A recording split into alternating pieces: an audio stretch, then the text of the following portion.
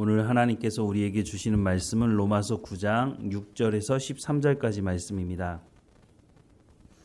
로마서 9장 6절에서 13절까지 말씀 우리 함께 읽겠습니다.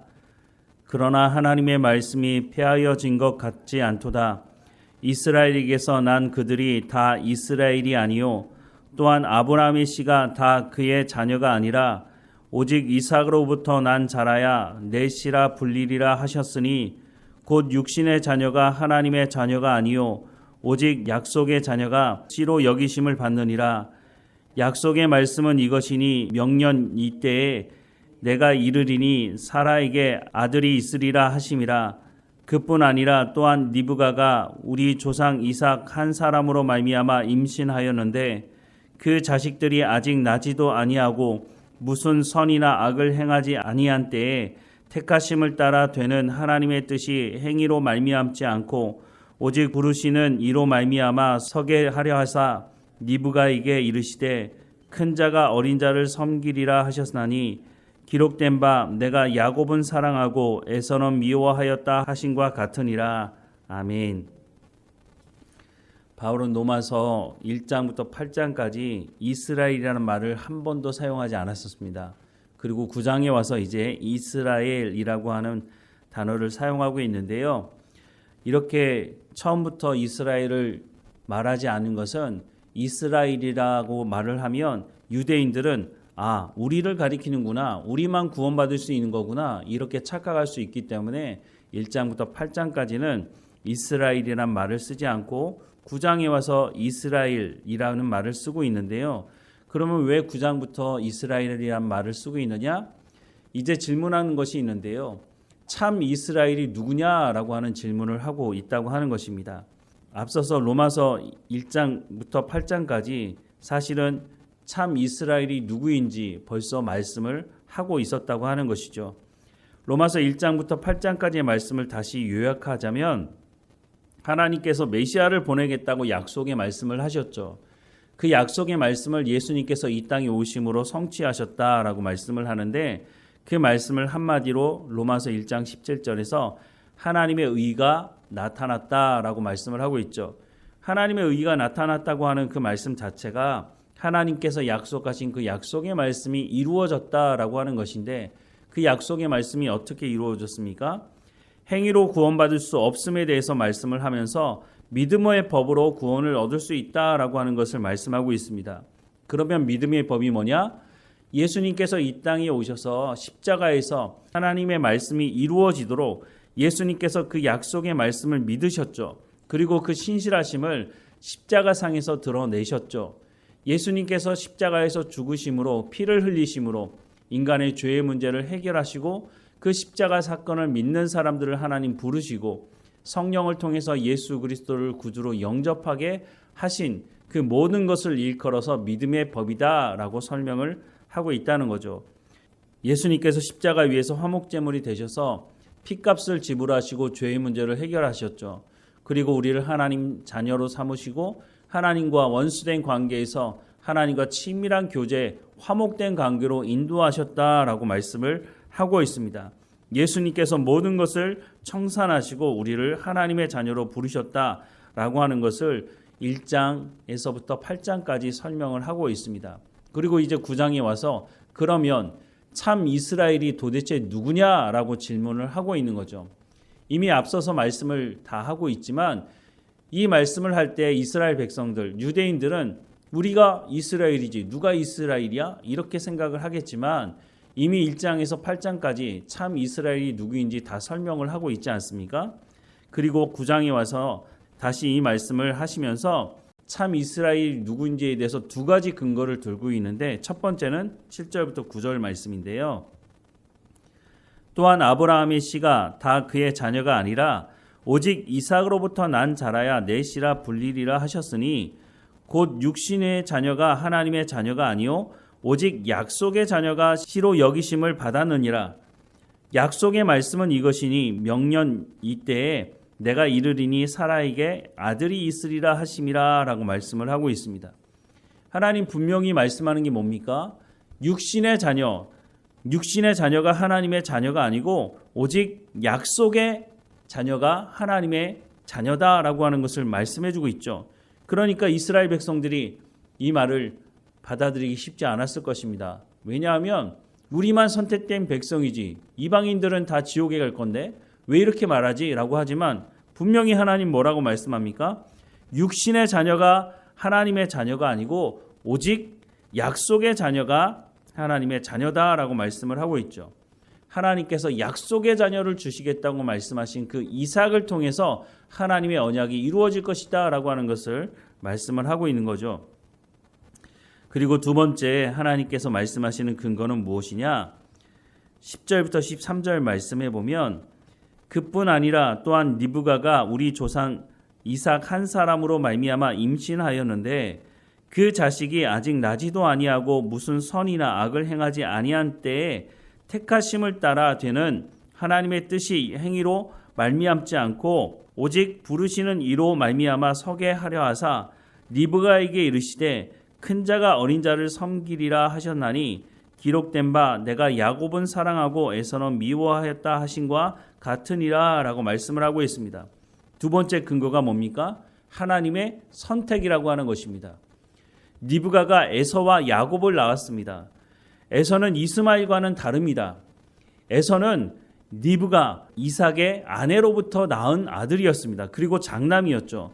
당시 관습으로 보자면 장남이 아버지의 모든 것을 이어가는 대를 잇는 사람이었죠. 그런데 하나님께서 어떻게 하십니까? 큰 자가 어린 자를 섬기리라 라고 말씀하시면서 에서가 아닌 야곱을 선택하셨다라고 말씀을 하고 있는 것이죠. 하나님은 에서가 아닌 야곱을 통해서 하나님의 언약의 말씀을 이루어가겠다라고 하는 것을 말씀해주고 있습니다. 이렇게 하나님께서 약속과 선택을 통해서 하나님의 구원의 역사를 이루어가겠다고 말씀을 하고 있는데 이 하나님께 하나님 왜 그렇게 하십니까? 라고 말할 사람이 있겠습니까? 토기장이가 한 그릇은 귀 쓸 그릇을 한 그릇은 천이 쓸 그릇을 만들었을 때 왜 그렇게 하느냐고 토기장이에게 문제가 있다고 말할 수 있습니까? 그럴 수 없는 것이죠. 구원은 전적인 하나님의 주권에 달려 있다고 말씀을 하고 있습니다. 그렇다고 해서 하나님께서 에서를 버리셨느냐? 그러지 않았죠. 하나님께서 에서를 통해서 한 나라를 이루시겠다고 약속의 말씀을 주시고 있습니다. 그리고 한 나라를 이루게 하셨죠. 하나님께서 에서에게 풍요도 허락해 주셨고 많은 자녀들도 허락해 주셨습니다. 그런데 문제는 뭡니까? 에서가 이런 풍요를 누리고 한 나라를 이룰 수 있는 권력과 힘을 가질 수 있었는지 모르겠지만 그 에서가 하나님을 떠났다고 하는 것입니다. 하나님을 떠난 에서와 그 후손들은 시간이 지난 뒤에 남유다가 바벨론으로부터 공격받을 때 앞장서서 바벨론의 앞잡이가 되어서 남유다를 공격하는 일에 힘을 씁니다. 그 이유는 무엇이었느냐 하면 이 에서의 후손 에돔이 예루살렘을 차지하고 싶은 그 욕심이 있었기 때문이었습니다. 에서와 에서의 후손들은 땅, 물질적인 풍요에만 관심이 있었지 하나님의 약속의 말씀에는 전혀 관심이 없었다고 하는 것입니다. 그러니까 에서가 장자권에 대해서 우습게 생각을 했던 것이죠. 그 자녀들도 그와 똑같은 생각을 하며 살았다고 하는 것입니다. 하나님께서 에서에게도 하나님을 알 수 있는 하나님의 자녀로 살아갈 수 있는 기회를 주셨지만 에서는 그것을 포기하고 오직 풍요만, 물질적인 풍요에만 관심을 가지고 살았다고 하는 것입니다. 요한복음 1장 12절과 13절 말씀해 보면 영접하는 자, 곧 그 이름을 믿는 자들에게는 하나님의 자녀가 되는 권세를 주셨으니 이는 혈통으로나 육정으로나 사람의 뜻으로 나지 아니하고 오직 하나님께로부터 난 자들이니라 라고 말씀을 하고 있습니다. 참 이스라엘은 육신을 통해서 나온, 혈통을 통해서 나온, 육정을 통해서 나온 사람들이 아니라 하나님의 약속, 하나님의 선택을 통해서 하나님의 부르심을 받은 사람들이 참 이스라엘이다 라고 하는 것을 로마서 9장을 통해서 말씀해 주고 있다고 하는 것입니다. 오늘 예수 믿는 사람들, 오늘 구원받은 사람들, 그 사람들이 참 이스라엘이다 라고 하는 것을 말씀해 주고 있는 것이죠. 하나님의 선택과 하나님의 언약을 통해서 우리가 구원받은 백성이니 우리가 참 이스라엘이다 라고 하는 것을 말씀해 주고 있는 것이죠. 자, 그렇다면 우리가 하나님의 약속과 선택을 통해서 참 이스라엘이 되었다면 그러면 우리가 어떻게 살아가야 할까라고 하는 질문을 해야 되지 않을까요?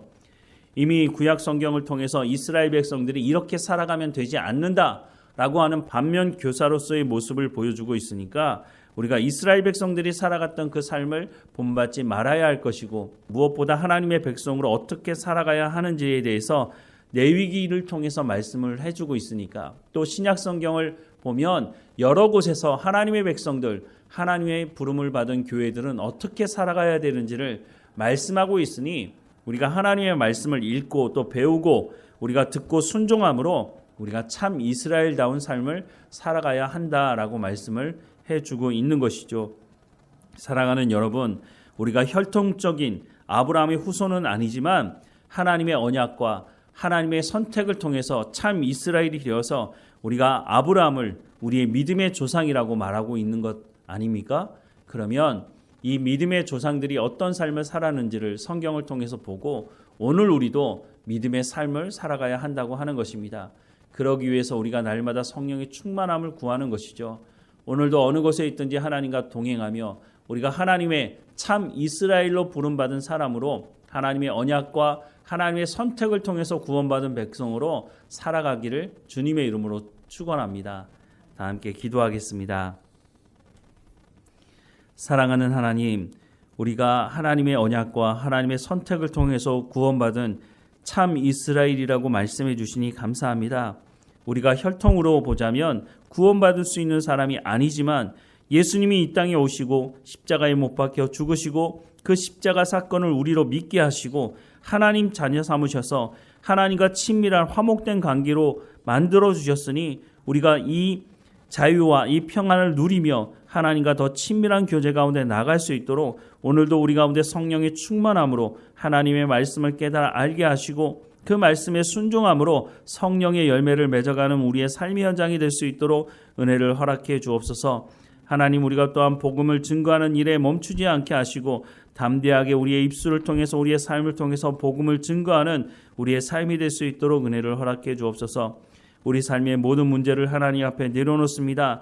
하나님 다스려 주시고 하나님의 말씀에 순종하는 우리의 삶을 통해서 이 모든 고난을 극복해 가게 하시고 하나님의 영광만 드러나는 우리의 삶이 될 수 있도록 인도해 주옵소서. 몸이 연약한 성도들 한 사람 한 사람마다 지켜주시고 치료의 모든 과정들을 하나님 지켜주셔서 오직 하나님께서 우리 가운데 베풀어 주시는 참 평안과 그 은혜를 누리며 살아가는 삶이 될 수 있도록 인도해 주옵소서.